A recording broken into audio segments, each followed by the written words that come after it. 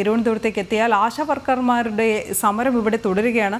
മന്ത്രിതല തുടർ ചർച്ചയ്ക്കുള്ള വഴി അടഞ്ഞിരിക്കുകയുമാണ്.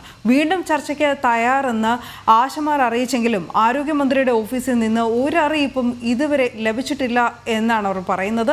ട്രേഡ് യൂണിയനുകളുമായി ഒരുമിച്ച് ഇനി ചർച്ച വേണ്ട എന്നാണ് ആശമാരുടെ നിലപാട്. അതേസമയം ആശാ വർക്കർമാരുടെ അനിശ്ചിതകാല നിരാഹാര സമരം 16ാം ദിനത്തിൽ എത്തിച്ചേർന്നിരിക്കുകയും ചെയ്യുന്നുണ്ട്. പ്രശാന്ത് ശങ്കരമംഗലത്ത് വിവരങ്ങളുമായി ചേരുന്നു. പ്രശാന്ത്, ഈ അനുനയ നീക്കങ്ങൾ അല്ലെങ്കിൽ നിങ്ങൾ ഇതിൽ അഡ്ജസ്റ്റ് ചെയ്യൂ എന്നല്ലാതെ ഇവരുടെ ആവശ്യങ്ങൾ പരിഹരിക്കാൻ ഇതുവരെ സംസ്ഥാന സർക്കാർ തയ്യാറായിട്ടില്ല. ഇപ്പോൾ തുടർ ചർച്ചകൾക്കും സാധ്യത മങ്ങിയിരിക്കുകയാണോ?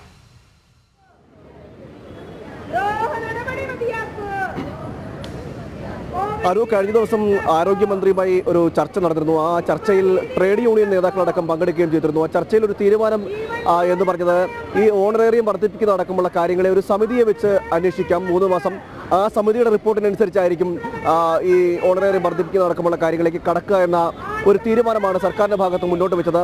അത് ട്രേഡ് യൂണിയൻ നേതാക്കളും ഈ സർക്കാരിൻ്റെ, അതായത് ആരോഗ്യമന്ത്രിയുടെ നേതൃത്വത്തിൽ നടന്ന ചർച്ചയിൽ പറഞ്ഞ ഈ വിഷയത്തെ അംഗീകരിക്കുകയും ചെയ്തു. എന്നാൽ ആശമാർ ഇത് കൂട്ടാക്കാൻ തയ്യാറായില്ല. കാരണം അത്തരത്തിലുള്ളൊരു നടപടിയിലേക്ക് തങ്ങൾ തയ്യാറല്ല, അല്ലെങ്കിൽ അതിന് സമ്മതം ഇല്ല എന്നൊരു അഭിപ്രായമാണ് ആശമാരുടെ ഭാഗത്തുനിന്നും പറഞ്ഞത്.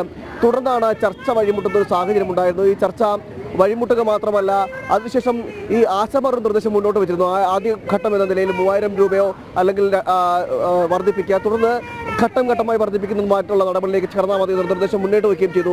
ഇത് സർക്കാരും അംഗീകരിക്കാവുന്നതോടുകൂടിയാണ് ഈ ചർച്ച വഴിമുട്ടുന്ന സാഹചര്യത്തിലേക്ക് എത്തിച്ചേർന്നത്. ഇപ്പോൾ ഈ തുടർന്ന് അതിനുശേഷം വൈകുന്നേരത്തോട്, അതായത് കഴിഞ്ഞ ദിവസം വൈകുന്നേരത്തോട് തന്നെ തുടർ ചർച്ചയ്ക്ക് തയ്യാറാണെന്നൊരു നിർദ്ദേശം ആവശ്യം, അല്ലെങ്കിൽ ഒരു നിർദ്ദേശം ഈ ആശമാരും സർക്കാർ അറിയിച്ചിരുന്നു, ആരോഗ്യമന്ത്രി അറിയിച്ചിരുന്നു. എന്നാൽ അതിന് യാതൊരു മറുപടിയും ഇപ്പോൾ ലഭിച്ചിട്ടുമില്ല. ഇതാണ് നിലവിലെ സാഹചര്യം എന്ന് പറയുന്നത്.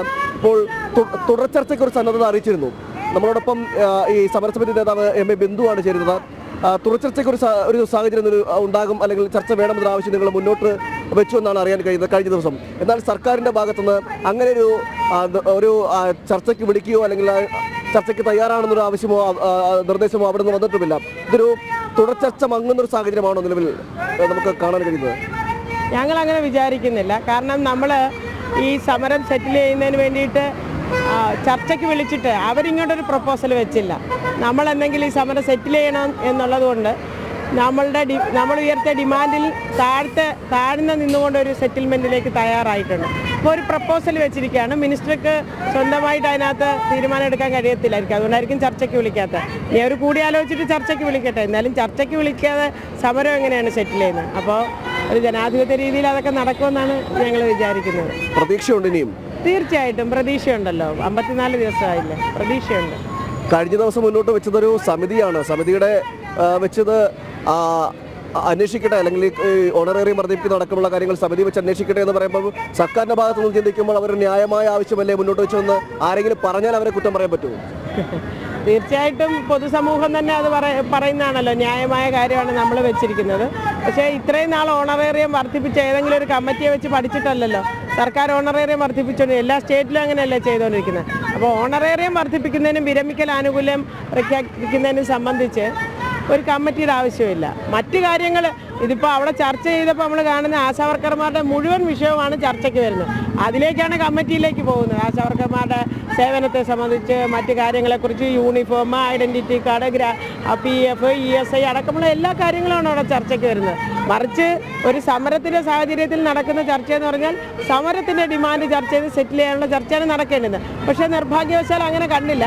അതിൻ്റെ ഈ ഇത്രയും കാര്യങ്ങളുടെ കൂട്ടത്തിൽ ഇതൊരു ചർച്ചയായിട്ട് വന്നു. അപ്പം അതുകൊണ്ടാണ് സെറ്റിൽ ചെയ്യാൻ പറ്റാതെ പോകുന്നത്. അപ്പം അത്തരത്തിൽ സെറ്റിൽ ചെയ്യുന്ന ചർച്ച ഉണ്ടാവണം.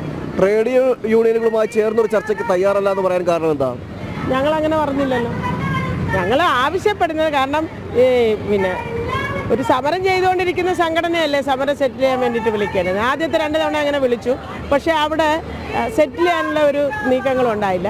പിന്നീട് വിളിച്ചപ്പോൾ അത് സമരം ചർച്ച വിളിക്കുന്ന ആളുകളാണ് തീരുമാനിക്കുന്നത് ആരെയൊക്കെയാണ് വിളിക്കുന്നത്. ഞങ്ങൾ പോകാൻ തയ്യാറായല്ലോ.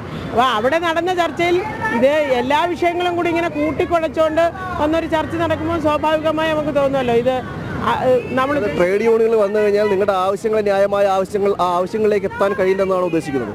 ഇല്ല, ട്രേഡ് യൂണിയനുകൾ അവിടെ CIT അടക്കമുള്ള സംഘടനകൾ പറഞ്ഞു ഞങ്ങൾ ഓണറേറിയം വർദ്ധിപ്പിക്കണം എന്നുള്ളതാണ് ഞങ്ങളുടെ ആവശ്യം, ഞങ്ങൾ സമരം ചെയ്തിട്ടുണ്ട്. പ്രതികരണങ്ങൾ പൂർത്തിയാക്കുക.